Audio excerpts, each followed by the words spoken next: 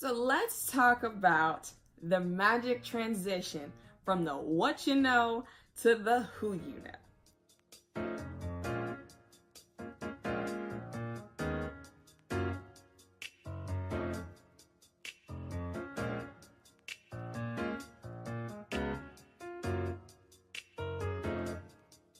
Because as you've kind of navigated and gotten to more of your career, most of us have found out that the key to success most times is all about the who you know.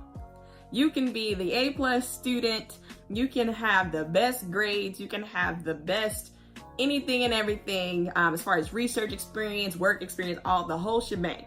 But what it all still boils down to is who you know and who will see the value in what you will provide or give, right?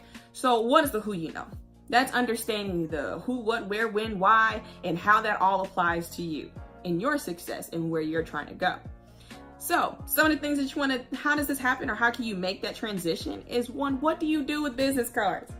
And don't worry, be honest. Most of us, when we have a business card, the first thing we do is like, oh, thank you, yeah, I'm gonna follow up, I'm gonna reach back out to you and all that kind of stuff. But do we?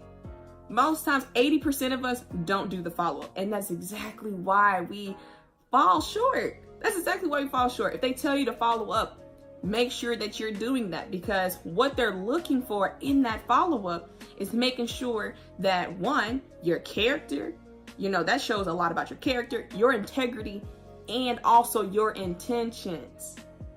Are you just looking for any and every opportunity? Or do I feel like you are genuinely interested in the opportunity that I have? Because then that shows a different precedence. That gives a different impression. That shows me that if you're truly interested in what I'm offering and not just, I'm just looking for anything and everything, then I'm more willing to, put my name out there, give you the referral that you may need to get into some of these companies and then really be successful that way. So just be in mind of that. Even if you are one of these people who, hey, I'm looking for anything and everything, I need it all, I'm trying to be successful, don't make them feel like that's what you're out to get. Even if that is the case, don't make them feel that way, because everybody likes to feel important and feel special, and that goes for recruiters, employers, all the whole shebang, okay? And then also forming these meaningful connections and make sure that it's genuine. And that kind of falls into what I said a little bit earlier. As you're gathering information about these people, pay attention to their name. I cannot tell you how many times there has been somebody where they'll meet somebody for the first time and then you talked, then all of a sudden, 2 minutes into the conversation, you forget their name. That shows that you're not actively listening, that you didn't necessarily genuinely care about them. And don't get me wrong, I'm one of those people that I struggle with the names. I do. I would say, hey girl, a whole lot of pronouns. Hey, how you doing? How you been? You would think that I've known you for a lifetime.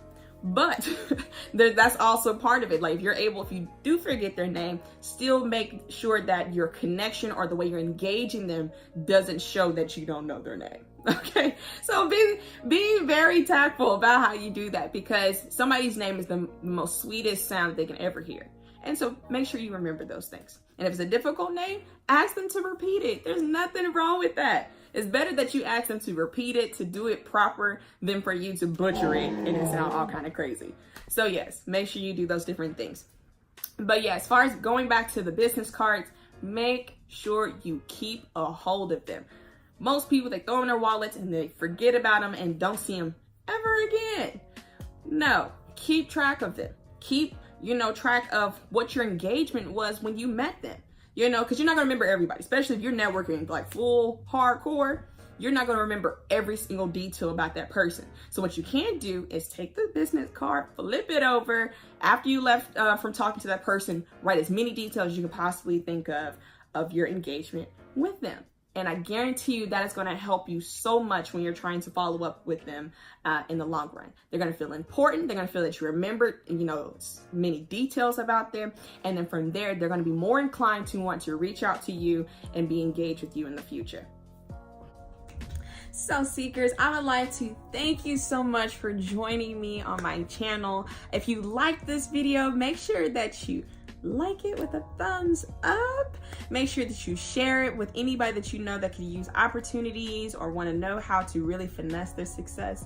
Make sure you have them, you share it with them as well. And then if you also want to stay tuned for the future, and I really hope that you do, make sure that you subscribe, because I'm going to make sure I give you the real about networking, conferences, the whole shebang, making sure that you're successful all the way around. So make sure you hit that subscribe button.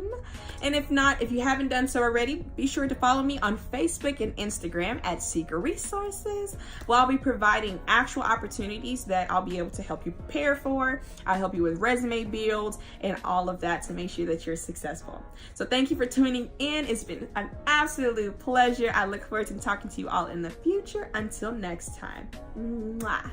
Thanks, Seekers. Bye.